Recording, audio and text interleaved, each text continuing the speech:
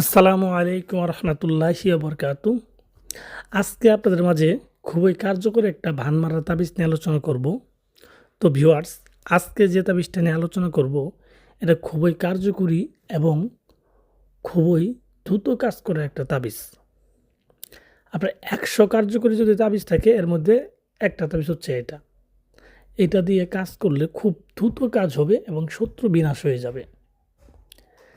যারা বিভিন্ন শত্রুর মাধ্যমে অত্যাচারিত হয়ে আসতেছেন, কিন্তু শত্রুকে প্রকাশ্যে কিছু বলতে পারেন না বা করতে পারেন না, কারণ শত্রু হয়তো আপনার থেকে অর্থশালী বা ক্ষমতাশালী, তো তাকে সরাসরি কোনো কিছু করার মতো ক্ষমতা আপনার নাই। তো আপনি যদি তাকে এখন এই তাবিজের মাধ্যমে ভান মারতে চান, ঠিক আছে, তাহলে আপনি এই তাবিজটা প্রয়োগ করতে পারেন। এটা 100% কাজে দিবে, কারণ এটা একদম আমার পরীক্ষিত। আপনারা যারা করবেন তাদেরও কাজ হবে একবার 100%। আবার অনেকে বলতে পারেন যে ভাই এরকম তো সবাই গ্যারান্টিতে, কিন্তু কাজ তো হয় না। আমরা এরকম গ্যারান্টি শুনে অনেক টাকা পয়সা শেষ করছি, অনেক কবিরাজের বিষয়ে গেছি, কিন্তু কোনোভাবেই কোনো কাজ হয় নাই। তো তাদেরকে বলবো, তো আমি তো আর নিজে বলি নাই যে আমার কাছে কাজ করান বা আমার দিয়ে কাজ করান, আমার টাকা পয়সা দেন, এরকম কিছু আমি তো আর বলি নাই।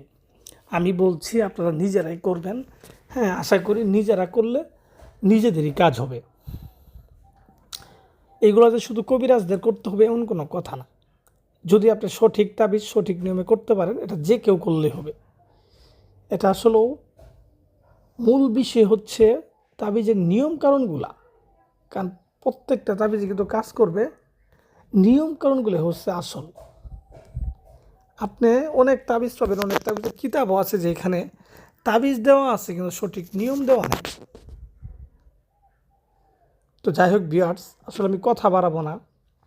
কিভাবে আপনারা করবেন আর কিভাবে করলে 100% কাজ হবে এই সম্পর্কে বিস্তারিত আমি আপনাদের বলে দিচ্ছি। আপনারা যারা করতে চান তারা মনোযোগ সহকারে আমার কথাগুলো শোনেন। আমি যেইভাবে বলি ওইভাবেই করবেন। যেহেতু এটা একটা কুফরি তাবিজ, সেহেতু এটা করতে হবে যে কোনো একটা শনিবারের দিন, এবং এটা রাত্রেবেলা করতে হবে, ঠিক আছে? তো এটা করার পূর্বে দেখেন তাবিজের যে নকশাটা আছে, যেটা মেন তাবিজ, এটা আপনি নিজে প্রথমে একটা খাতাতে বা একটা ডায়েরিতে লিখে রাখেন। লিখে রেখে আপনি বারবার এটা লেখেন, কয়েকবার লেখেন, লিখে যেন আপনার কাজের সময় এটা লিখতে সুবিধা হয় এবং ভুল যেন না হয়, এর জন্য আপনি এগুলো আগে লিখে রাখেন।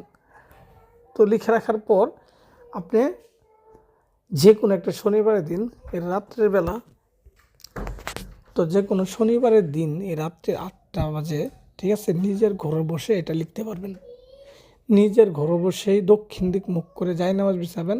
বিছানোর পরে এটা লিখা শুরু করবেন। সামনে আগরবাতি, মোমবাতি এগুলো জ্বালায় নেবেন। মোমের আলোতে তাবিজ লিখবেন এবং এটা লিখবেন একটা ডিমের মধ্যে, ঠিক আছে। আপনার নিম পাতা আর কুম মিশ্রিত করে একটা কালি বানাবেন, সেই কালি ধারা এটা লিখবেন। আমি যেভাবে লিখছি আপনারা সেম সেইভাবেই লিখবেন। এভাবে ডিমের মধ্যে আপনি লিখবেন।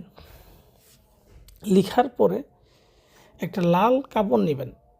লাল কাপড় লাল কাপড়ের মধ্যে ডিমটা রাখবেন এবং ডিমের মধ্যে লিখে দেবেন আপনার শত্রুকে কী করতে চান, এটা আপনি লিখে দেবেন।